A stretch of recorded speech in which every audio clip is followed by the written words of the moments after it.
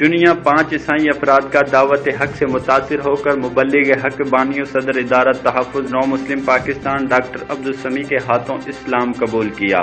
جامع مسجد سیدنا عمر فاروق رضی اللہ تعالی عنہ محمدی چوک ظہیر آباد کالونی چنیا جماعت المبارک کے موقع پر مبلغ حق ڈاکٹر میاں عبدالسمیع بانی و صدر ادارت تحفظ نو مسلم پاکستان کے ہاتھوں ٹھینگ چک 7 کے رہائشی عیسائی خاندان طاہر اس کی بیوی ریحانہ بی بی نے 3 بچوں سمیت ایک ہی گھر کے 5 افراد نے اسلام قبول کر لیا۔ تفصیلات کے مطابق چنیا جامع مسجد سیدنا عمر فاروق رضی اللہ تعالی عنہ محمدی چوک ظہیر آباد کالونی میں نماز جمعہ کے موقع پر سینکڑوں افراد کی موجودگی میں نواحی گاؤں ٹھینگ چک 7 کے رہائشی 5 افراد پر مشتمل ایک عیسائی خاندان طاہر اس کی بیوی ریحانہ بیٹی عالیہ ثانیہ اور بیٹے سنہیر نے مبلغ حق و بانی و صدر ادارہ تحفظ نو مسلم پاکستان کی دعوت اسلام سے متاثر ہو کر اسلام قبول کر لیا۔ اس موقع پر مسجد میں نماز جمعہ کے لیے موجود سینکڑوں افراد نے اسلام قبول کرنے والے خاندان کو مبارکباد اور دعا کی۔ اللہ کریم اس خاندان کو اسلام کی دولت سے